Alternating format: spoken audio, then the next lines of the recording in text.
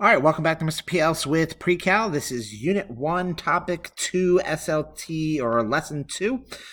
We are once again matching power functions to their graphs and discussing properties of various power functions. First with the warm-up. So when we talked about in the last video, we talked about the fact that, so we have, this is our y equals x to the first power. So anything that's going to be above 1 is going to be above it, and anything that's below 1 is going to be below it. And the bigger the number, then the faster it's going to go up. So like 1 to the, it doesn't matter what the x is. So x to the 5th power is going to go up much quicker than x to the 3rd power. Now, I'm going to quickly change these improper fractions. So these two are improper and these two are regular fractions. So clearly 1 and 2 have to match up with C and D, and 3 and 4 have to match up with A and B.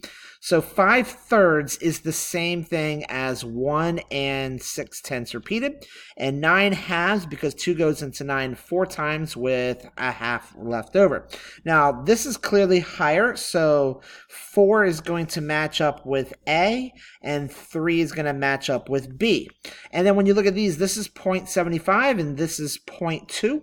1's going to match up with C, and 2 is going to match up with D because this is much smaller. Now, keep in mind that this is really the same thing as x to the 1/5 power, so 5th root of x. And this is really x to the 3/4 power. So you have to cube this. That's going to make this number way bigger. And then before you're doing the 4th root of it, which is going to make the answer higher. When you do the 5th root of a number, that makes it much, much smaller, therefore making it go much, much lower. Okay, so what do you notice about these graphs? So these are the same graphs I talked about in the last video. So once again, let's match them up. 2 of them, I believe, so this is less than 1, less than 1, less than 1, and these two are both more than 1. So if we look at it, this one's going to go above, so this has to be one of them, and this one also here looks like it's going above as well. This is 1.125, so this is going to be x to the 5/4, and this is going to be x to the 5/3. Then we have 3 more to match up, so that's these 3 right here. I remember these don't match up too well, but I think they're our best guess. So keep in mind, this is going to be below, this is going to be below, and this is also going to eventually be below once you continue that in that trend. This one just takes a bit longer in order to get there. Okay, so like before, I did the exact same thing. I changed 3/5 to 0.6, 2/3 to 0.6 repeated, and 3/4 to 0.75. So then we talked about, well, the lowest one, or the smallest one, is going to be closest to the x-axis. So that means that this one's going to be x to the 3/5 because 0.6 is lower than both of these. And this one's going to go up a little bit higher, so that's going to be x to the 2/3. And then this one's clearly going up the highest because it's actually going to take a while for it to eventually go below. So that's x to the 3/4. That's much higher, which is 0.75. Okay, so now that we've got them all sorted out, how can you sort out these into 3 categories? Now, the way I look at them is that there's 3 categories. Some of them are even functions, some are odd functions, and some of them are neither. So this one's neither because there's no reflection here. It's just like a square root function. And this one is an odd function. This one right here, I know it's an odd function because it's a perfect reflection over the origin.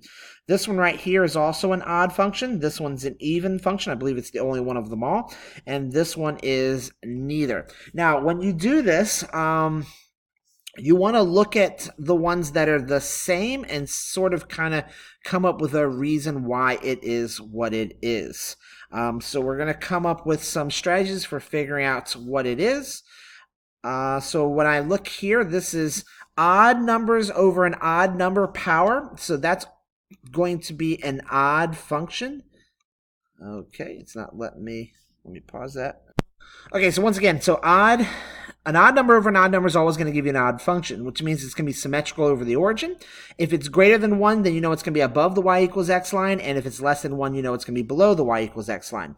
So then when you have an odd number over an even number, then you know it's going to be neither. So you know it's going to be like square root of x. So that would be like this. Square root of x is really x to the 1/2 power in this case. That's an odd number over an even number. So now it kind of all makes sense. And then last thing that can possibly happen is your even number over an odd number. Those are going to be even functions, and it's going to be symmetrical over the y-axis. Now, you might be wondering, well, why is there only 3 cases? What about even numbers over even numbers? Well, those can actually be simplified, because if you think about it, all even numbers can all be divided by 2.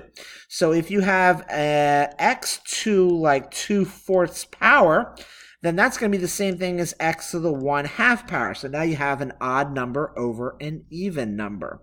The same goes for anything, because if it's like 12 over 24, both of these numbers can both be divided by 12, and you really have, once again, x to the 1/2 power.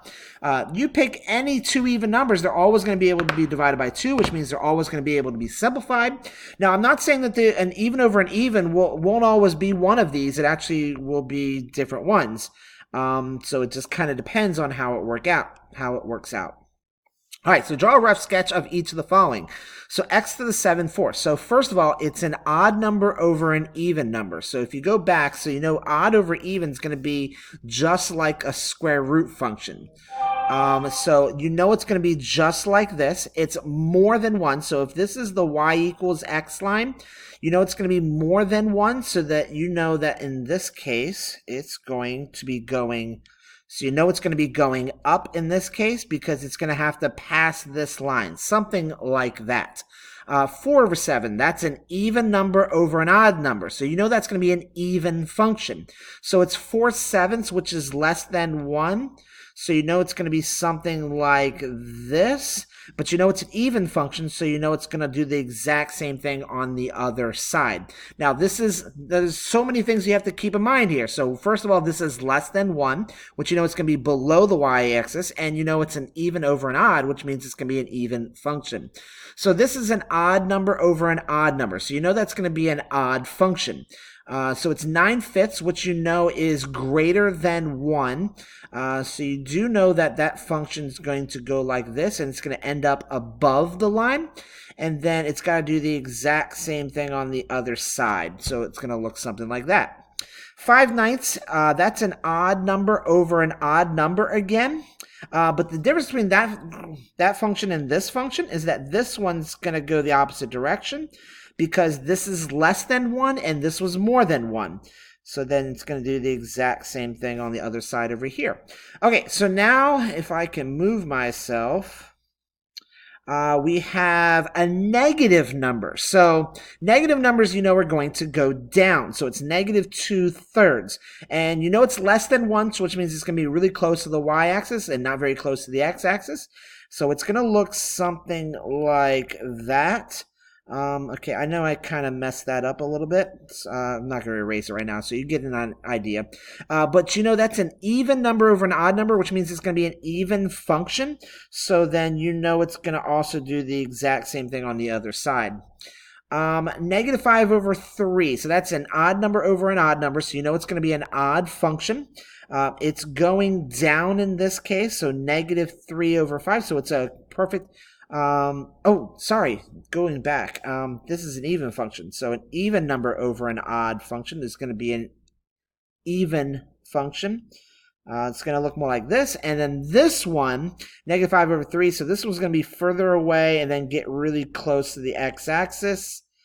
And it's going to do the exact same thing on the other side. So because this one's an odd function because it's an odd over an odd. This one's an even over an odd, which is the reason why it was an even function. So it might have been easier if I had, I'm trying to think of way too many things. This is also going down. I should have probably written these all down before I even started. So then this is an odd because it's odd over odd, and this is odd over even. So that's just like a square root function, and so forth. And that's neither. Which of the following grows the fastest as x approaches towards infinity? Now, grows the fastest means going up the most. So first thing I want to talk about, well, if you know it's a negative exponent, then you know it's going down, and therefore it's not going up very much at all. So we can just rule out this one because negatives are going to go down. That's not going to give you the highest answer as you go towards the right. So now also these numbers in front are called constants. These numbers they're going to affect the answer, but they're not going to affect it as much as the exponent is. The exponent is really going to tell you everything. This is 0.75. This one is 1.75, and this one in this case is 9/2. Now, 9/2, the problem with this one is that it's got a negative constant in the front, which is going to change everything to the exact opposite.